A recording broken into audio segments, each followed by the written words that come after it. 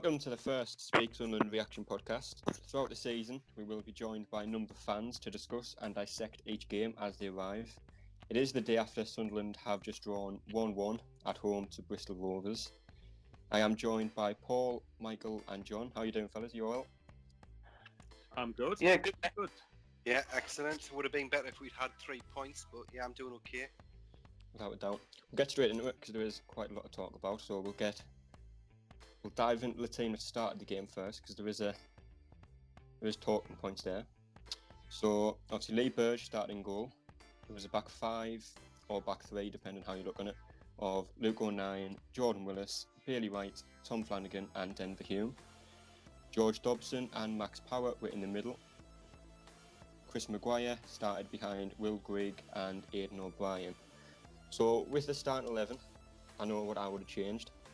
What would you have changed? Yeah, well, I think everybody's going to be on the same way of thinking when it comes to Scowen. From what I can gather, most people wanted Scowen to start, especially after the way he performed against the Aston Villa youth team. I think he played brilliant, pinged in some excellent crosses and balls into the box, which we definitely lacked against. God, I've lost it. I've completely lost it. Against Bristol Rovers. Gee, sorry about that. I haven't had any beer yet, I promise you. I think the thing is with Power. I think the thing is with Scowen, sorry, not Power. What he offers is he does the same role as Dobson, but he also offers a threat from set pieces, which, for as long as I can remember, we've never been a threat from set pieces. And I remember, I think it was mainly the first half. Every time Chris Maguire took a corner or a free kick, he wouldn't get it past the first man. Yeah, definitely. Yeah, and I think that's where we struggle. I know there was a couple of goals last season. I know Tom Flanagan, a good ball into the box, Tom Flanagan would get on the end of it. We scored a couple of goals like that, but we just have no one on the pitch that can actually put a good ball into the box at the minute. And obviously when he dropped Scowen, that was one of the things that I didn't understand. Do you think that the reason behind Parkinson's thinking was that same team practically dominated Hull last week, one that's obviously expected to be up there, and he thinks, well, what reason is there to change it? So, I mean, the argument is, you've scored 8 goals during the week, albeit it's against an under 23s, 21s team. But like for me, Scowen, I'm guessing from what you were saying that the change you would have made is probably Scowen for, say, Dobson or Power. Yeah. So I don't quite get that think. Well, I can understand that thinking to a degree, but I think Scowen should get his chance to start now in coming games, because I don't know if we're going to appeal Dobson's red card or not. But if Scowen, knowing Parkinson, he probably will. He still won't start Scowen and probably start Ledbetter against Oxford. Yeah. I mean, against Aston Villa, I think we played with 3 midfielders, didn't we? Because we had Ledbetter behind, I think it was Scowen and Dobson? Possibly. I mean, I was at work, so I didn't see it. I think that's what it was. And I mean, yeah, it was. Ledbetter played really well, but obviously a lot of people on Twitter made the point that he only played well because he had time on the ball. And he was given the space and he sometimes had 30 or 40 seconds to look up, pick a pass, and obviously with Ledbetter he has got the quality to pick them passes, but as soon as you come up against a good League One opposition, he doesn't have the time. That's spot on in my opinion. I don't think against Bristol Rovers he would have had the time to do them sort of passes. They're quite at our heels most of the game. So I don't think it would have worked out, but I mean you just never know. It's always going to be a what if with him, I think. But he can have good games, but I would probably just keep him for the cup games, to be honest with you now. Yeah, great. The other thing which some people agreed with, some people didn't with, was Will Grigg starting up front. And I think last season, I know we played 3-4-3 and it was Maguire and Gooch either side of, it tends to be Charlie Wyke, but we seem to be playing more 2 up front now. And I know some people don't think Maguire has the same impact in the attacking midfield role as he does out wide, but I just don't understand why we play Grigg and then play everything in the air to him. Yeah, well, that makes absolutely no sense, because that was one of the things I actually did agree with Grigg and O'Brien start the game, because I thought those two against, I don't know what you guys think, I think they linked up very well against Hull. Against Hull, yeah. I could see signs of a really good partnership developing, but it was just frustrating the amount of, and to be fair, this is probably Bristol Rovers forcing us to do this. Press high, force them to long ball, and then stop the threat Grigg and O'Brien potentially, because obviously when they had time and space against Hull on the floor to actually work those passes down the channels, and we just couldn't do it. Bristol constantly pressed us, and that was. But I did feel for him, and I've been one who's very critical of Grigg's work rate and application since coming to Sunderland, but I felt for him yesterday. I felt for him because he had nothing to work with at all. So why can't we pass the ball out quickly? Why can't we? Is it the movement of this team? I mean, if other teams can do it, surely we should be able to do it as well with the squad we've got. Yeah, I think I agree. I don't get it. I just the way they were hoofing the ball about yesterday. Just loose balls everywhere, which wasn't working, but nothing was changing. Like everybody could see it, but he wasn't prepared to change it. I just don't get it one bit. But we were hooping it in times, in circumstances when we weren't even being pressed as well. Yeah. It was just hit hope and desperation. And Flanagan's one of the worst for that. Literally, he'll get the ball, and he'll just send it into literally no man's land. It was continuous yesterday, absolutely continuous. And you can tell that teams will push us to put it on to Flanagan, and then they know he's just gonna, the strikers aren't gonna hold it up, and his passing isn't great. No, the one thing I've noticed with Flanagan, and I know majority think the same, is I don't think I can remember a worse passer of the ball at Sunderland in years. I know he's a centre half, I know that's not his job, but even like a simple 5-yard pass out to Denver Hume, he seems to underhit or overhit, or he just never seems to get it right. And I think that's part of the reason why I think he's brought in, I'm going to say his name, Jamali, I think that's how you say his name. So obviously he is left-footed, so he is going to be more comfortable playing the ball out. And I know in his interview with the club, he said he is a ball-playing defender, which will help. But that's another thing I didn't understand. I know he hasn't trained a lot, but if he's fit enough to be on the bench, I would have thought he's fit enough to start. Yeah, especially in League One, I would say he is. But apparently he's not. He's not, and obviously Flanagan is one of Parkinson's trusted men at the moment. Yeah, that's the only reason I think, because I think Jamazi, if I said that right, I think he will come in. Was there not something saying what he signed too late to be able to play or something like that? I might be misreading that. I made that up. Didn't he play against Villa though? Didn't he play? I know he did. I'm sure he started the game. Correct me if I'm wrong, by the way. But I'm sure he was involved against Aston Villa. No, I think he played the full 90 minutes against Villa, and I think Feeney did as well. Morgan Feeney. I think he played the majority of the game as well, if not all of it. And he looked solid as well. And obviously, I don't even think he was on the bench yesterday. There was no Diamond. There was no Neil. I mean, some promising players that showed some good football during the pre-season weren't even featured on the bench, which was weird, I thought. Yeah, that's another thing I'll get into. Obviously, one thing we lack in the squad is pace. Clearly. Yeah. And I mean, every time Diamond played in pre-season, and for the few times I've seen him play for Harrogate, I remember watching him in the cup final. He's got that pace that we need, and he can beat a man, and he can. I think it was Grigg that scored the header from his cross in pre-season. Yes. Yeah. We have no one to beat a man and put the ball into the box. I mean, Gooch did that last season, but from what I've seen of him this season, he just doesn't look up to what he has been. He tries, definitely, but I'd say about 70% of the time he runs into a brick wall and just loses the ball anyway. Yeah. Yeah, it's game intelligence, isn't it? That's the thing I was banging on about with Gooch. Gooch's work rate is second to none. I think you're right. I think Gooch is an integral part of the team in that sense, that he presses very high, and you can definitely you can't fault him for a lack of effort, but half the time he doesn't know when to release the ball to a passer. He either doesn't know when to release or pass the ball to a teammate, and then holds onto it too long and tries to do too much. But like, why? I'm pretty sure one of the reasons, I know this is a bit unrelated, but I'm pretty sure one of the reasons that Parkinson suggested that we want McGeady to move on was because these young players could potentially be breaking to the first team. Now, to me, if you're going to say that, then surely you should at least be getting them a spot on the bench. And this is a season where if they can't make it at Sunderland when we're in League One, will. Yeah, exactly. Chances are they're not going to have a future here, unfortunately.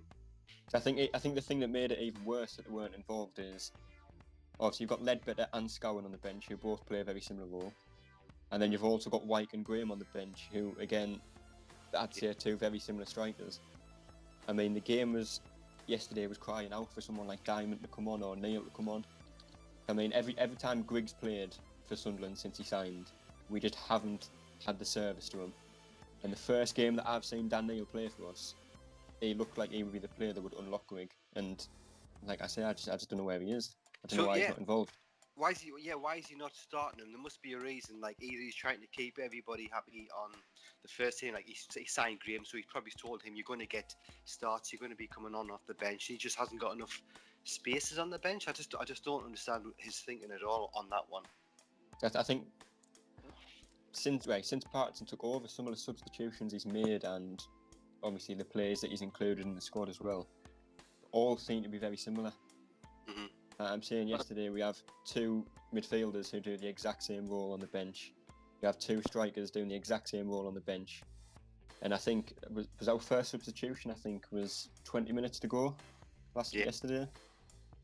I just don't understand why he leaves it so late to make a substitution when it's clear to everyone, at least to all the fans, that it's not working. Well, exactly. I mean, to be fair, that's early for Parkinson. You know, which is quite sad. But like, that's one of the biggest things. I said it even last season, and I don't know you guys. I've noticed this all the time. Jack Ross was exactly the same. When they first come into Sunderland, they were making proactive changes, all the time when something clearly wasn't working. And then for whatever reason, they lose that and then regress to the point where they are scared to make any changes. Like you know, you're the manager. You should know that if there's a chance that it's not going to go the way you want for the team you've got there, you should have had a plan in place really to make changes and actually try and influence the game. It's this exact same thing we've said constantly, being reactive rather than proactive. And I actually think to an extent Parkinson's stubbornness has cost Sunderland a few results. Now I'm not saying Parkinson at the minute should go, but he's going to be put under pressure if this continues. He has to stop being, I don't know. Do you guys think he has his certain favourites and is determined to stick with them, even if someone else can do a better job? Yeah, cool. I get that impression. It's either stubbornness or he's I don't know, not being bullied, but they're sort of pressurised him to say, look, I need game time. I need to be on. I need at least 70 minutes. I don't know if he's one of these sort of managers that backs down. He doesn't seem very sort of what's the word? Authoritarian? I don't know. Authoritative. Yeah, authoritative. Yeah. So I don't know if he's been. Yeah. Sorry about that. But yeah, I don't know if he's being sort of bullied or not. No, I can't see him being bullied, but pressure maybe to play players. I think he doesn't want. Sorry, John, go on. Yeah, with the obviously the stubbornness. What I find is you've got Neil and Diamond who have had a decent pre-season by our standards, and then come the league, obviously they've done well in pre-season. Come the league, they're nowhere to be seen, not even on the bench, and we're saying they're both different dimensions. One's a bit of pace, the other one can. I wouldn't have said Diamond was good for yesterday because Bristol Rovers was so deep, but maybe, like you said, Dan Neil would have been the sort of player who would have found Greg, and the sort of player we could have played through the middle, which is what you'd expect Power to be, but it wasn't happening. I think one of the things that I've since we've got relegated to League One, really, I don't think we've ever had a midfielder whose first thought is to play a forward pass. I mean, thinking about who we've got, obviously we've got Power, Dobson, Ledbetter, Scowen will play forward pass. Obviously we had McGeoch. All the midfielders we signed seem to have the same characteristics and have the same role. Sideways or backwards, basically, most of the time, isn't it? And I mean, we were 1-0 down against Rovers yesterday in the first half, and the amount of times I could count Dobson sitting in between the back three. Yeah. Waste of time. Which needs someone to get the ball, push forward with it. And I'm going to say his name. You need Marcus Maddison. You need a player like Marcus Maddison who can pick the ball up, get his head up and play a forward pass. I think, yeah, I'd love it, mate. I said from the start, as soon as you hear his name, it's somebody that I would like to have, but I can't see it happening, to be honest with you. There must be a reason why he's not got a club yet. And I know, obviously, he was on loan at, I think it was Hull last season. It didn't work out from there.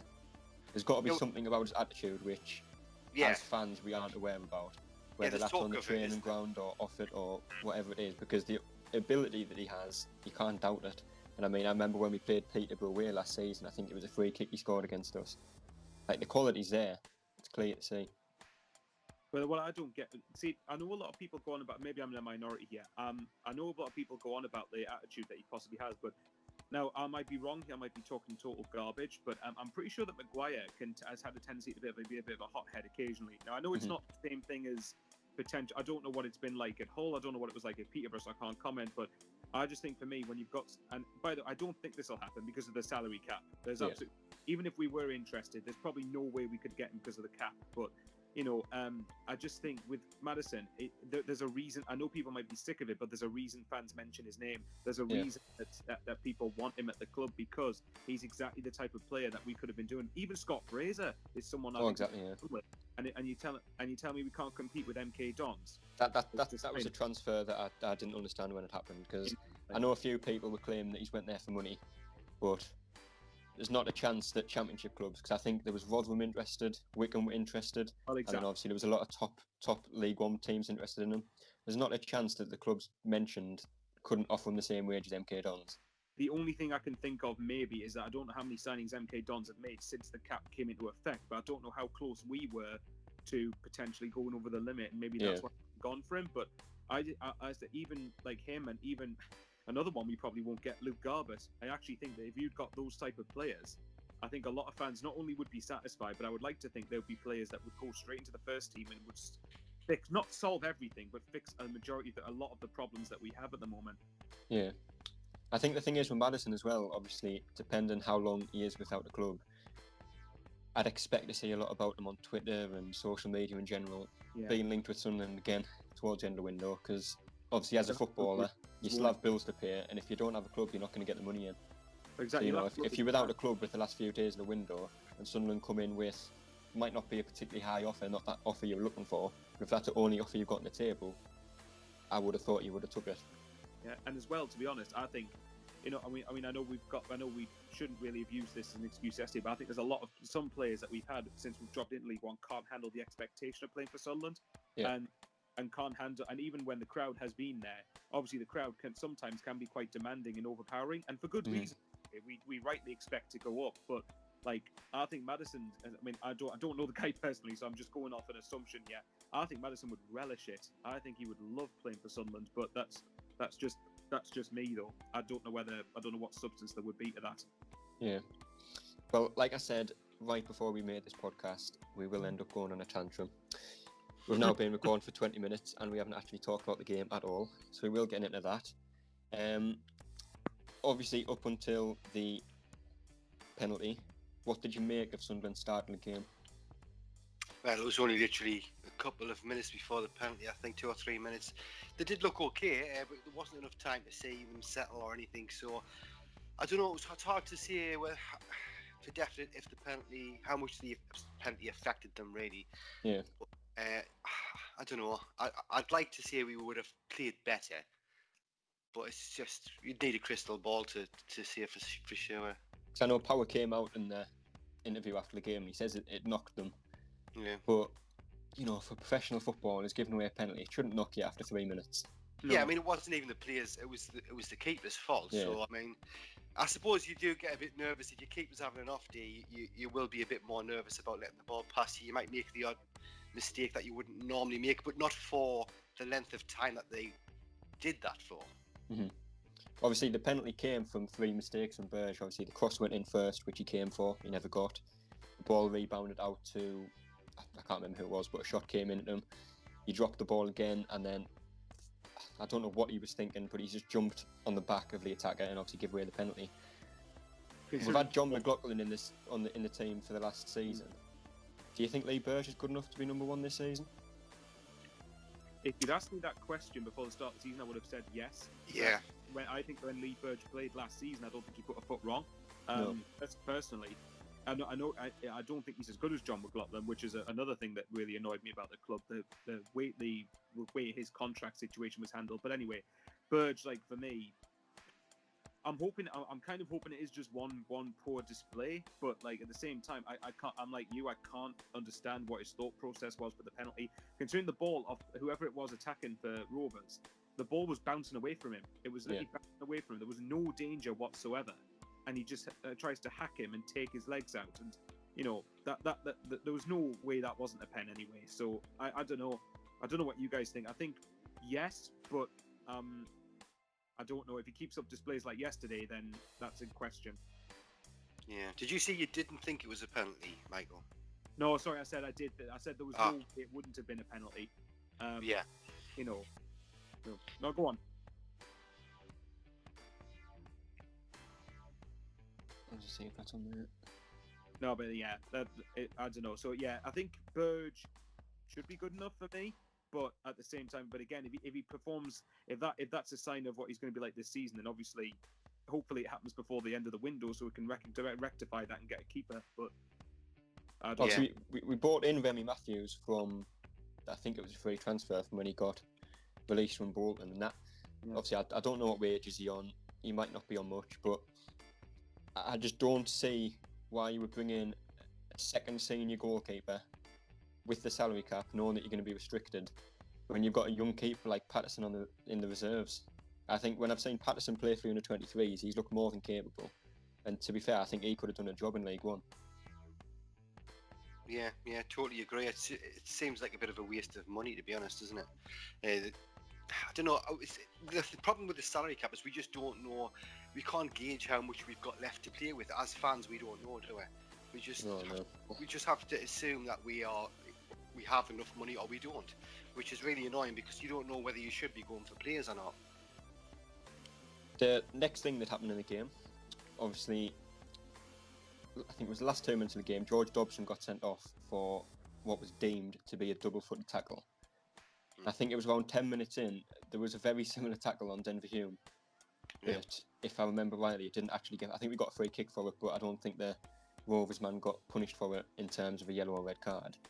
But do you think if the referee had made the correct decision there, do you reckon that could have impacted the game? I don't think Dobson was playing that well, to be honest with you. It wasn't a red card in my opinion. I would have said worst case scenario a yellow card, but I don't think it would have made much difference if he'd stayed on. Again, it's just one of them things where the players will claim that it's knocked them. And obviously I think Parkinson will come out. I can already hear it next week. We'll draw against Oxford and he'll claim we didn't have options in midfield when he plays Ledbetter over Scowen. How long was Dobson off? I mean, when did he get sent off? How long was left of the game? It wasn't... About a minute, I would think. Minute or 2 minutes left? Yeah, 2 minutes left. Yeah. It was at the very, very end of stoppage, or near the very end of stoppage time, I think.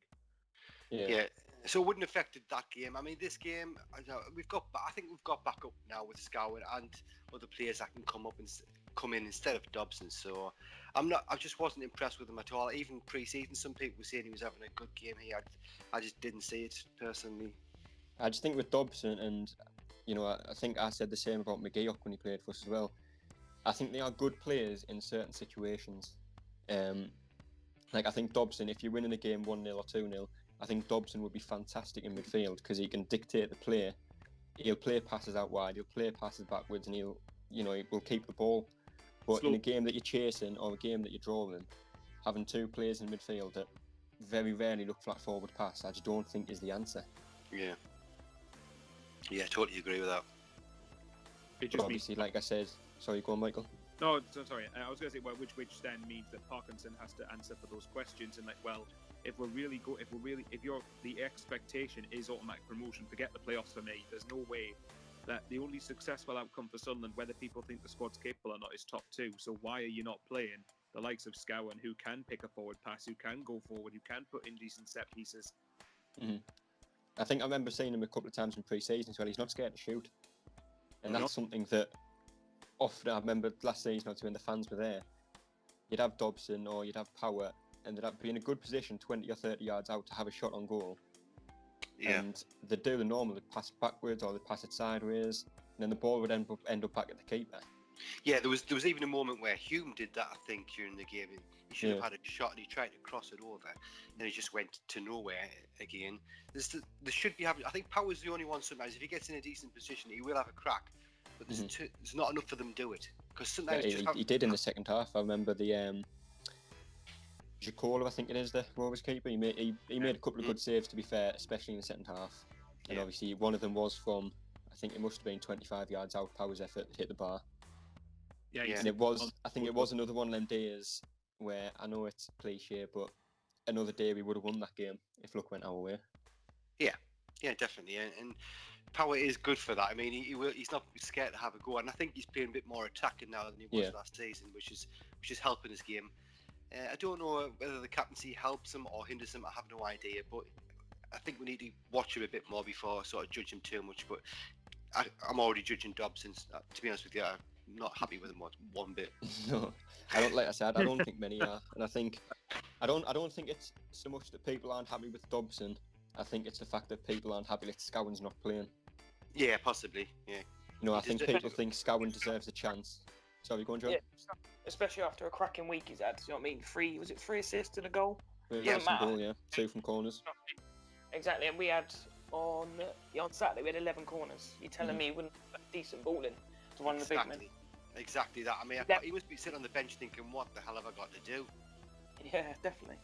Yeah, and obviously, when Scowen signed, it's not like a lot of the players we tend to sign are a Championship reject or Premier League reject. When you're talking about Scowen, you're talking about someone who was a regular for a mid-table Championship team, and I think in 3 years, he made 95 league appearances for QPR. So it's not as if he's not wanted in the Championship. He's good enough for the Championship. I just don't understand how Parkinson doesn't think he's good enough for League One. Well, the thing is for me as well, when you look at who was on set pieces yesterday, it was Maguire, wasn't it? It was Maguire, yeah. Yeah, so this is the thing, right? Maguire is someone who should be in the box, ready to take his shots and shot a goal, because he's someone who's capable of producing that. And that's another reason why Scowen should be in the team for that, because then it relieves Maguire of that burden as well. Yeah. So I don't understand. I'd like to think that Parkinson will now think, right, if we're not going to be successful in appealing Dobson's red, right, there's a perfect opportunity for Scowen to finally make a longer stake in the team. So, and if Parkinson doesn't play him next week, then massive questions have to be asked of him. That's where Maguire's goal came from as well. Obviously, it wasn't a set piece, but it was a ball into the box. It got deflected out, and Maguire was there on the edge of the box, similarly like he was in the playoffs last season against Portsmouth. And I think that was actually a free kick. The ball came in, it got headed out, and out of everyone in the squad, if you want a player to be on the edge of the box to hit it back in, it's Maguire. Definitely. Yeah. I've been impressed with Maguire since we got him. I know he does have his odd off day, but he's got that quality. You can see the quality, and he's somebody that can always get a goal from nowhere. Yeah. So, I'd always start with him. Well, not always, but yeah, majority of the time I would. What have you made of Maguire playing behind the two strikers? Because obviously last season, when we seen him, he tended to be on the left or right flank, but now he's playing behind what looks like it will be a partnership with Grigg and O'Brien. Do you think he's as effective in the attacking midfield role as he would be out wide? I don't think so. I think he was better last season, but he might need a bit more time in that position. I don't know. But he was definitely better last season. From what I've seen, I know I've only seen him really one main game this season, but yeah, going off what I've seen against Bristol Rovers, I would have preferred him out on the wing. Well, throughout the game yesterday, obviously, from conceding the penalty and conceding the first goal, Sunderland did grow into the game as it got on, and I think it's fair to say the second half was all Sunderland. Obviously, apart from the time wasting from Rovers, which is another talking point. Yeah, get started on that. I can't remember the last time a team's come to the Stadium of Light and not time wasted though. Yeah, I mean, I think we've got to sort of really accept it as being part of the game now. It is frustrating, but because it's not against the rules, so if they can get away with it, they're going to do it. Especially if they believe that we're a better team than them and we're sort of more threatening, they're just going to do it more often, aren't they? At the end of the day, it's game management. I think that's another thing that Sunderland have struggled with in League One. I think we're too soft at times. We're too nice at times. Yeah. Obviously, every time the contact between a Sunderland player and a Rovers player yesterday, the player would be down for 30 seconds or a minute, claiming he was injured. Obviously, you made a video about it, Michael. Yeah. Do the more often, aren't they? Last time Sunderland have done that, and I just think they're too nice. And I know that's. I wouldn't say it's cheating. I would just, like I say, I think it's just game management.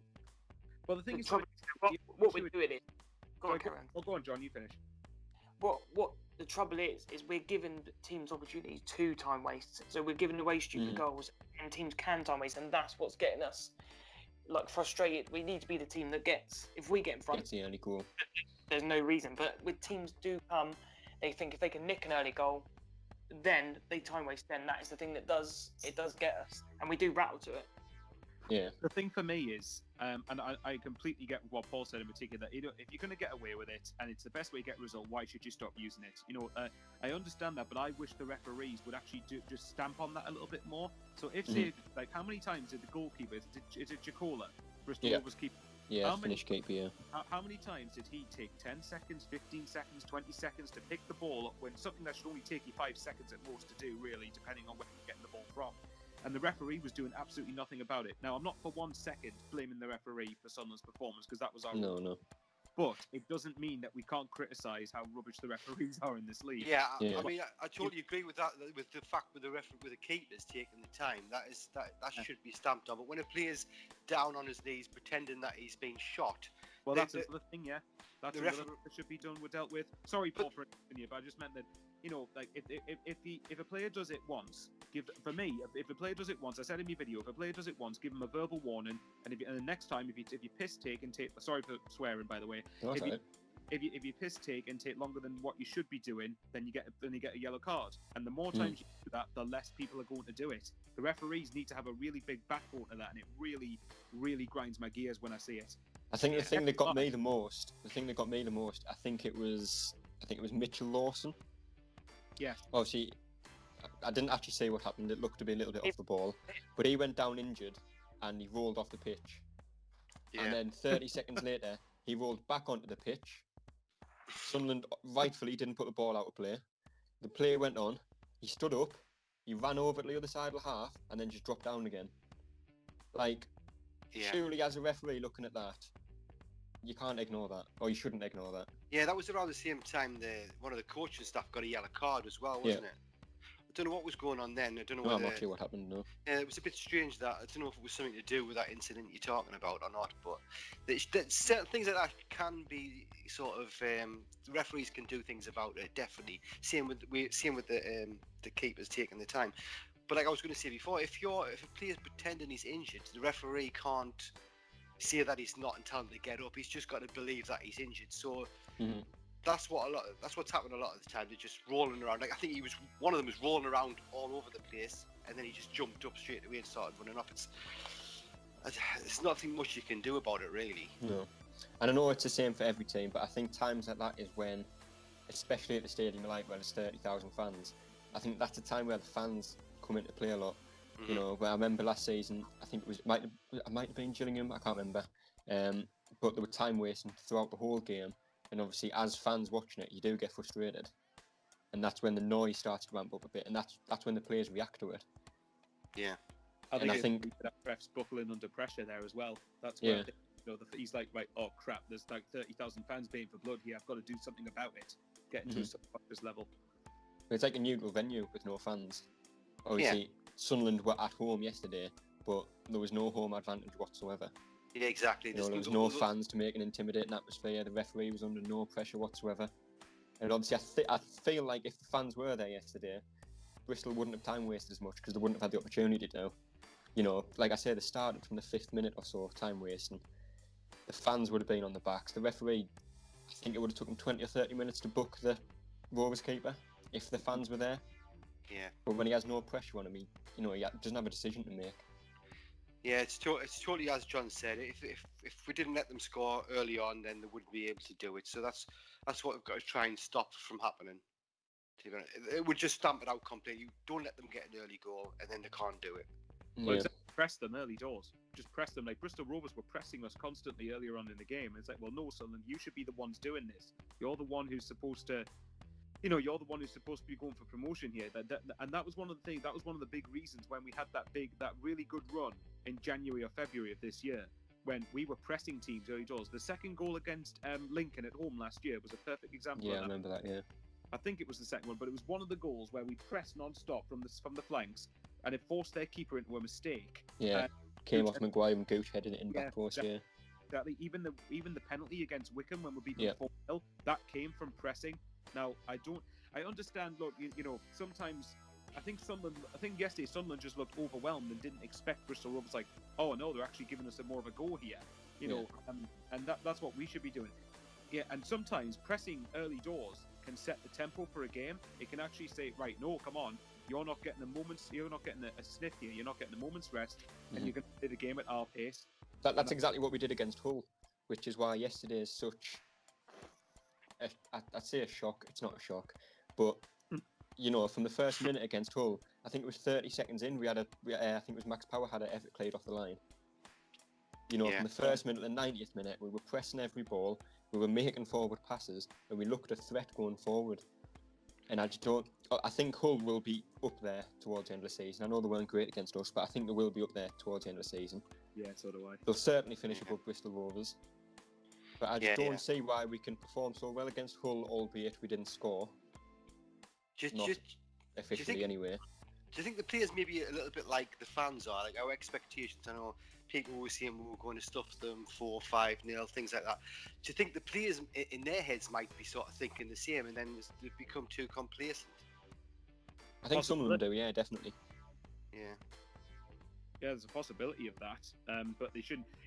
That's pretty poor from Parkinson and all the players themselves if they think that, because although they're right, we should be expecting to beat Bristol Rovers at home, and I believe the team yesterday was good enough to do that. Mm-hmm. But you can't think like that. You can't underestimate anybody, because the moment you do that, you're essentially whether it's subconsciously or unintentionally, you're taking your eye off the ball. And if you do that, you're not good. Good luck trying to get out of this league. Then put it that way. Yeah, exactly. Yeah. Yeah. I think it would be done. It would be done subconsciously. I think. I can't see them consciously thinking where we're going to beat them, because they are professional players. They know that a game can go any direction, regardless of who you're playing, even a Sunday League team or whatever. But subconsciously, they might be thinking before they go out, yeah, we should easily win this, and I think that causes mistakes and complacency, in my opinion, anyway. Again, I think it comes down to game management again, though, doesn't it? Yeah, definitely.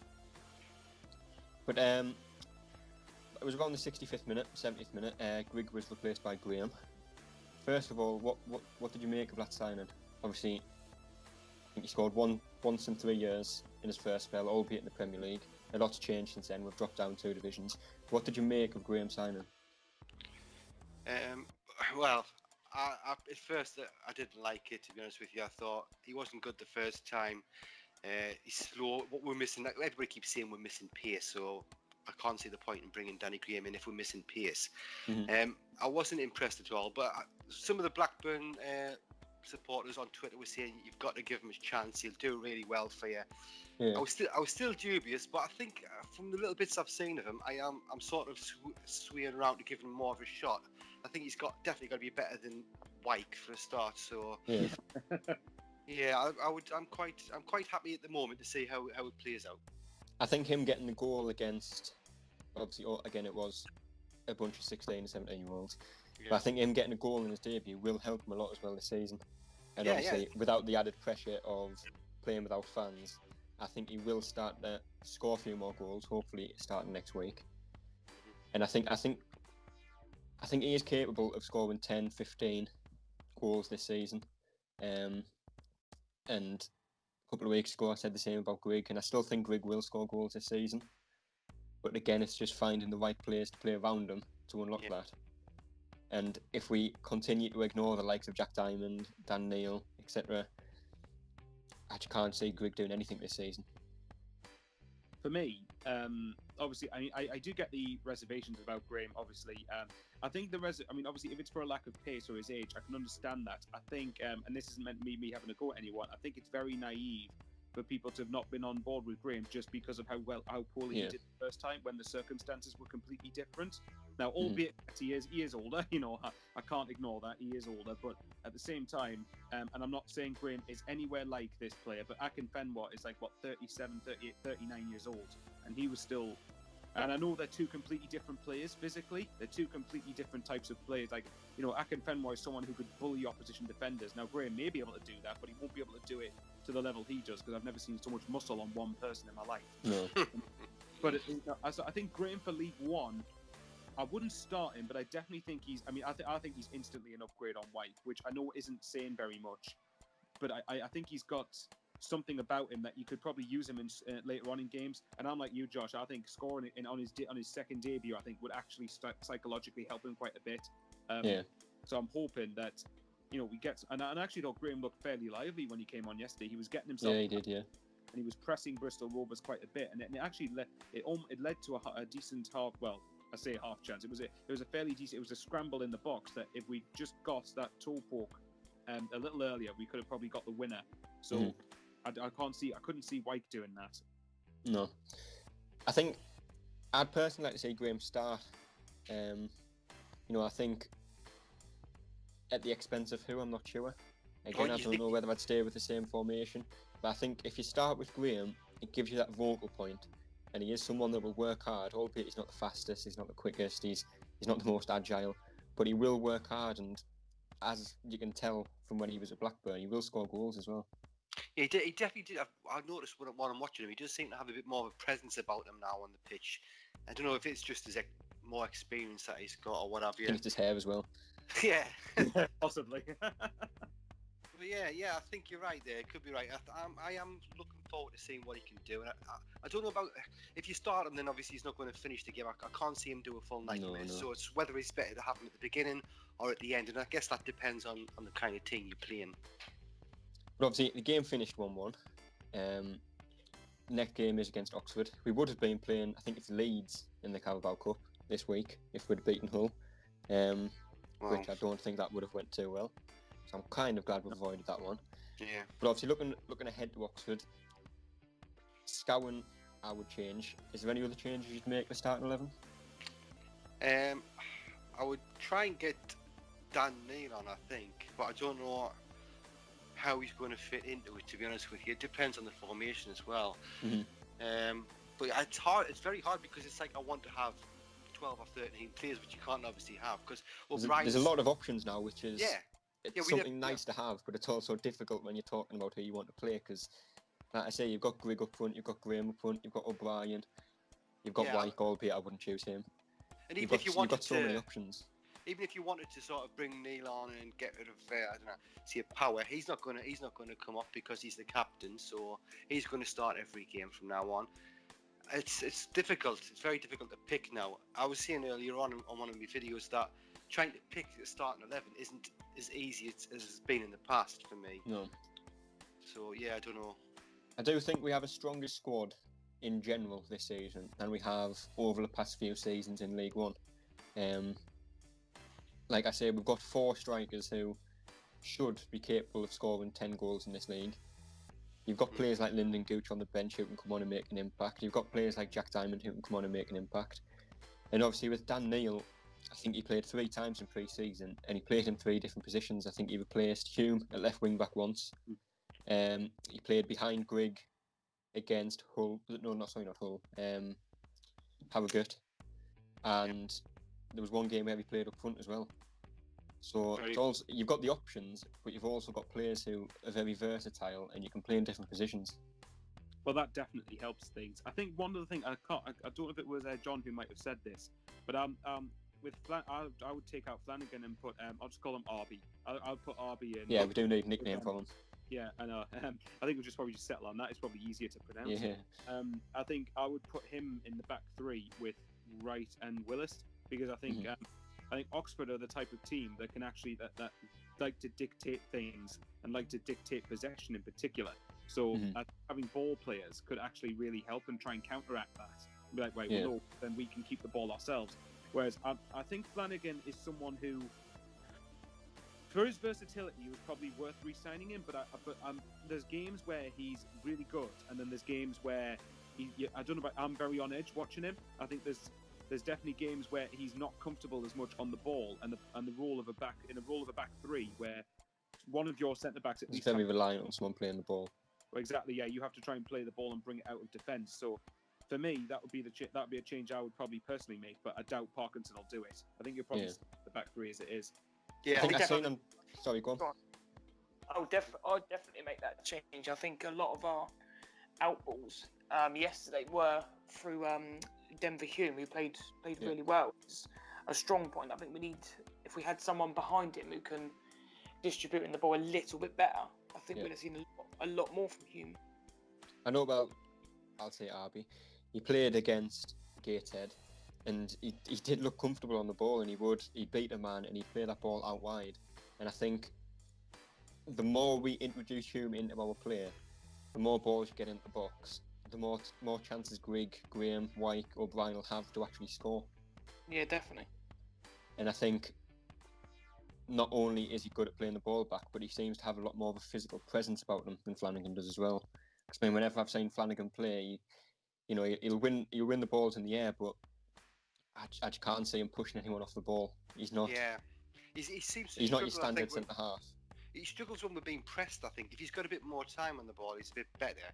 But you're right. He's sort of shaped like a coat hanger. He hasn't got much about him. It's a good way of saying it. Good analogy. It's a good way. But again, you've got, like I said, you've got Feeney as well, who I thought he was our best defender against Aston Villa midweek. Brandon Taylor impressed as well. Obviously, he gave away the penalty, which I've only seen from one angle, so I don't actually know how much of a penalty it was. We've got two other really good centre-halves there who impressed midweek. I don't see why we persist with Flanagan. Yeah, I don't either. Does Feeney play in that position as well? Well, against Aston Villa, I think he was a central of a back three. And I know Taylor played on the right and Arby was on the left. Yeah, we've definitely got options. I think it needs to be tinkered with. It needs to be played around with. The same with like that Dobson Scowen thing. Scowen needs to be in there, have a go, and then at that position there, Flanagan needs to, I don't know, take a step back. I think for a little bit, just to see if anybody else is any better. Yeah, would you stick with three at the back? Obviously, for as long as I remember, since Parkinson took over, we have solely relied on three at the back, and I know players like Jordan Willis, who some fans don't like. Personally, I think he's a really good centre back.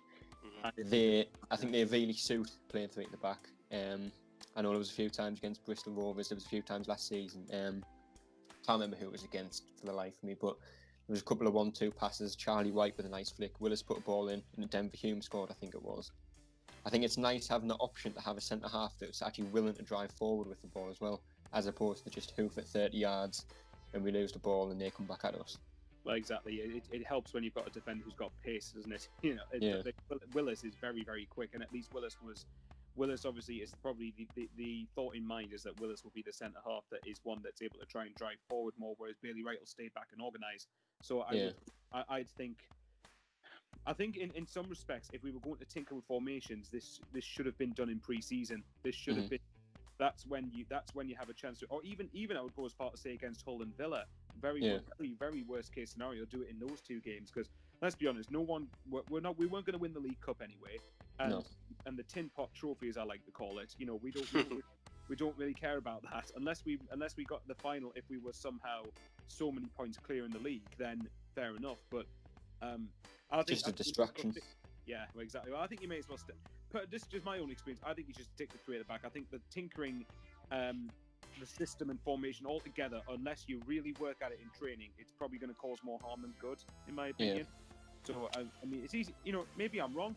If we tinker with it and suddenly start going on a winning run, then fantastic. But for the minute, I would stick with three at the back. So, looking ahead to Saturday, obviously, we will be playing Oxford. We drew 1-1 yesterday. Wasn't the best performance. Oxford were obviously up there last season in the playoffs. How do you think Saturday will go? It's a difficult one. Sometimes I think Sunderland have done this for quite a lot over the years, but I think sometimes we play better against better opposition. Teams, yeah. So I'm hoping that's the case with this one. But it's like you say, I've said before, you just never know what Sunderland team's going to come out the dressing room. But I'm gonna say that we're gonna win. I'm confident that we're gonna win it. Score prediction? I'm gonna say 2-0. To Sunderland? Yeah, to Sunderland. Sorry. It's a good one, Michael. Clean sheet as well. Yeah. I'm going to be a bit more pessimistic and say 1-1, but I do get where Paul is coming from in the sense that I'd be interested to see how, obviously when we've got the no fans atmosphere, and a lot of teams when they play Sunderland view us as a cup final. I think they'd be used to us being in League One by now, actually, but nevertheless, they view us as a cup final, and home crowds would be a big part of that. So I'll be interested to see how Oxford react when there's no fans at the Kassam. So I'd say 1-1, but I think we should be aiming to win this game. There's no reason why we shouldn't be. And John, what score predictions for? See how obviously when we've got the no fans atmosphere, and a lot of teams win 1-0, we'll score, and then back to the wall, and it'll be one of those games like a decent, hard fought result. A bit like last season, wasn't it? I think we won it 1-0 at Oxford like that. Yeah, against the wind, wasn't it, or something? Something like that. But before we started the season, I think I said realistically we should be looking at winning 3 of our first 5 games. Obviously, we've now drawn the first one, and I think our next 3 games are against 3 teams that we're probably going to be up there towards the top of the table. So I think if we can come away with the draw against Oxford, I think that can be seen as a positive, especially going into the next few games. I think I'll agree with Michael. I think I'll say 1-1. I think that in a lot of ways, I think I said that out of the first 4 games, it was Bristol Rovers, Oxford, Peterborough, and Charlton. Those first 4 games, I think the absolute minimum Sunderland should have been targeting was 8 points at very worst. And I think that, but that was with me thinking we'd win yesterday. So I think in some respects a draw against Oxford isn't a bad result. But then for me to be satisfied, you have to go and win the next 2.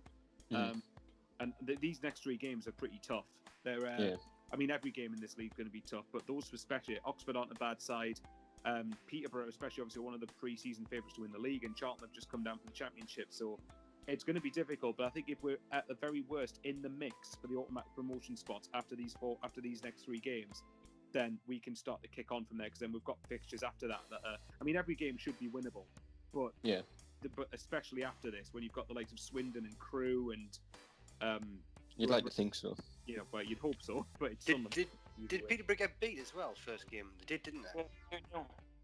Yeah, I think a lot of the top teams who were expected to be at the top dropped points. I think Portsmouth drew. Yeah, they did 0-0. Oxford lost. I think Charlton were the only team that won. If I remember, I think they won 2-0. Well, that's what could be wrong. Yeah, which obviously on one level is good, assuming they're going to do as well as we think they are. But on the other hand, it was a bit frustrating because, suddenly you could have been 3 points ahead of Peterborough. You could have been 3 points ahead of Oxford. Even though it's only 1 game, it could have been, so I did still feel yesterday was an opportunity missed. But yeah, look, I mean, I suppose it could have been worse. If I put it this way, if Accrington are capable of beating Peterborough, we definitely are. Yeah. Oh, without a doubt.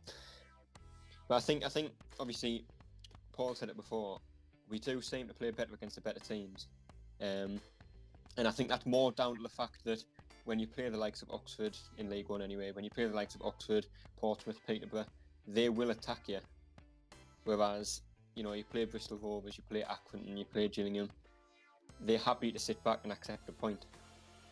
Every time the ball goes out, they will take an edge. Every time the ball goes out for a goal kick, the goalkeeper will pick the ball up, he'll tie his shoelace, he'll go to the other edge of the box, he'll take 5 steps back, then he'll kick it.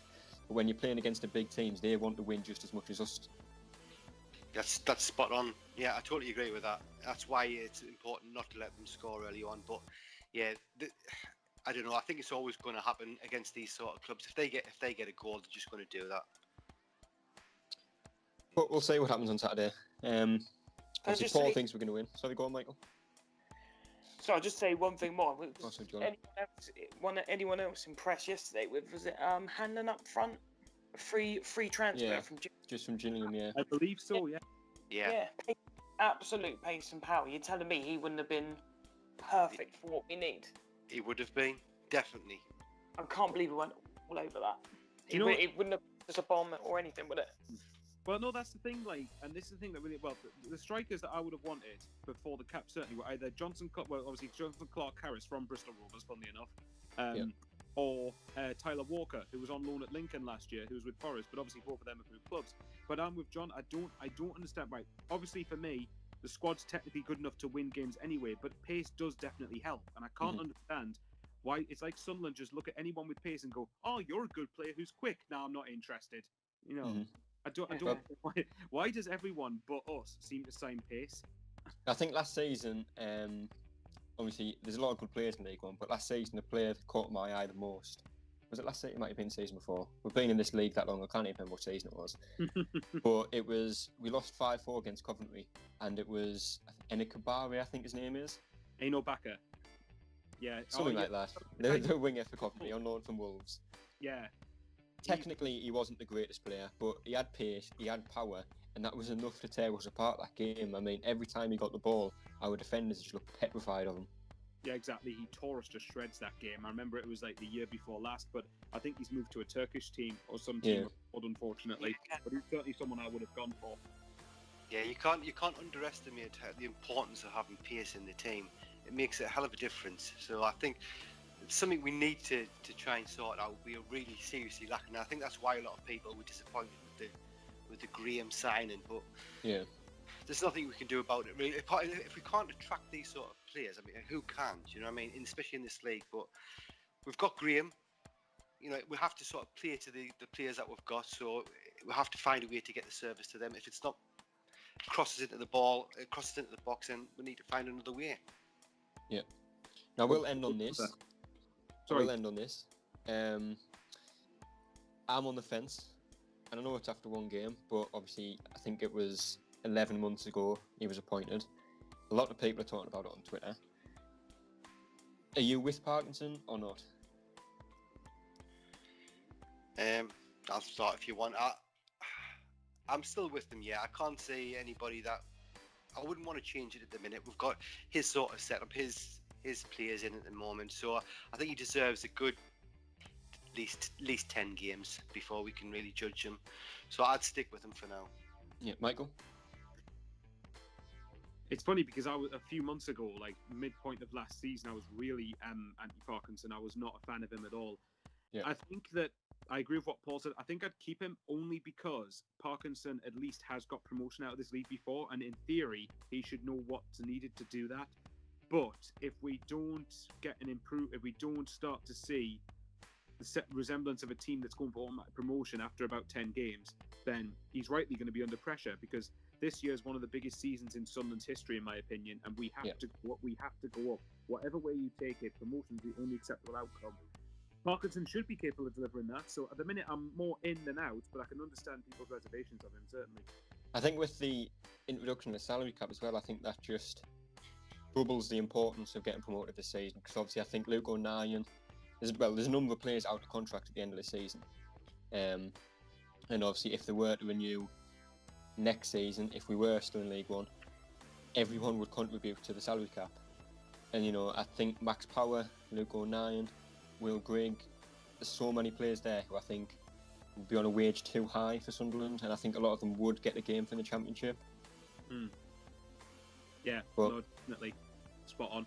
We have to go up one way or the other, because otherwise, you know, I think the salary cap's an absolute joke, personally, from a Sunderland perspective, that we're having to operate the same way Accrington and Stanley do, for instance, when we should be able to bring in better players. But yeah, we have to go up, because I think I'd be quite worried if we were in League One again next season.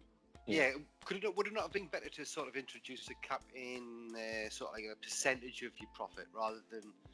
It would have made more sense, because I know I was looking at it a couple of weeks ago now, and I think just from season tickets alone, between Sunderland and Accrington, and I know we always pick on Accrington just because they are the most stereotype League One side you can think of. I think Sunderland made £14 million more than Accrington just in season ticket sales. Yeah. Then you've got shirt sales. It's just loads. I mean, a lot of that is down to fan base and stadiums, obviously, and that's not Accrington's fault necessarily. But I get the point you're making. Like, we should, it's not just us as well. I think Ipswich and Portsmouth have been screwed over by this as well, because I think they would have gone for better players had it not been for this cap. So, I'm hoping it's a temporary thing. That I can understand the theory behind the cap, given what's happened with Bury recently, for example, or what's happening with Wigan at the minute. But even though that's different circumstances, but I just don't understand why we should have been restricted in who we could have brought in, because I believe the likes of Luke Garbutt and Scott Fraser would have been Sunderland players had it not been for the cap, and that's really frustrating. Yeah. And John, finally, your thoughts on Parkinson? Are you in or are you out? I think he has to get 10 to 12 games, and I think we have to see it in motion. If you know what I mean, if we are going for promotion, we obviously will know then. If we're not, then he has to go. But he gets 10 to 12 games from me at the moment. Yeah, I think it's fair to give him time. I don't know if I'd give him 10 to 12 games. I think I'd be more edging on the side of 6-7 games, because I remember when he first took over, I think it was 14 games we went and we won 1. Yeah. Yeah. That was bad. So I think it's important to give him time, but not too much time. Yeah, he's not because if it doesn't work out, then we're not going to get promoted this season. Well, exactly. He's not immune from criticism, is he? And nor should he be. You got to remember like the Gillingham away game last year, which I think provoked one of the videos I did that the mag seemed to love. But that was when we lost 1-0, and he actively went to Gillingham and set out for a draw. Stuff like that I can't easily forget. There's no way Sunderland in any capacity should be going for Gillingham looking for a point. So how many points? Where would you expect to be after the say 10 games mark? Where would you think? Right, okay. Where should we be in your opinion to think? Right, okay, Parkinson's the man. Like realistically, given our fixtures, which are going to be difficult, like I say, we are playing some of the top teams. I think as long as we're within reach of the top 2, I'd be happy. And within reach, I'd say within 3 points. Fair enough. Yeah, I think I'd agree with that totally. You can't give him too much time. But I mean, at the same time, who would come and who would you want to have to replace Parkinson? That's another question altogether. There's not many managers out there that I think would do a good job or would want to come. Mm-hmm. Could in 10 to 12 games time that we potentially have new owners with new ideas and maybe new ambitions? Maybe that's just putting a spanner in the works. Yeah, exactly. Yeah, it's a fair point to raise. Yeah. We could have William Story there, couldn't we? Sure it is. I love his efforts to pander to the fan base. A lot of what he says is stuff that's true. Clubs like Sunderland should be tonking, maybe beating Bristol Rovers and should be aiming for better. But yeah, let's not go there. I've got to say in mind, regardless whether his takeover is real or not, got to respect how well he's done. If it is just an advertising ploy, he's done a hell of a job. Yeah, definitely. I think his Twitter followings doubled at least. Oh, I think it's tripled, maybe even 4 times now. And I've seen a lot of fans actually ordering his drink off the site as well. Yeah, I don't know.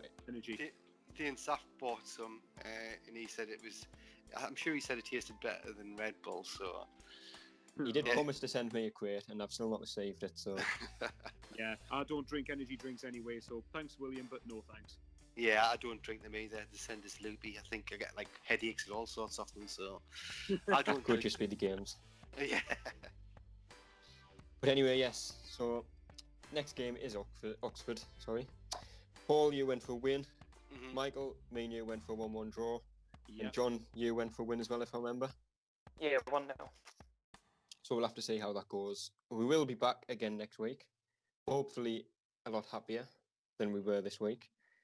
Hopefully we've thumped Oxford 4-5-6-0. Yes. But only time will tell. Yeah. So thank you for joining me, fellas. Yeah, thanks for having us on. Thank you, Reverend. And I'll see you next week. Yep. Take it easy, guys. See ya.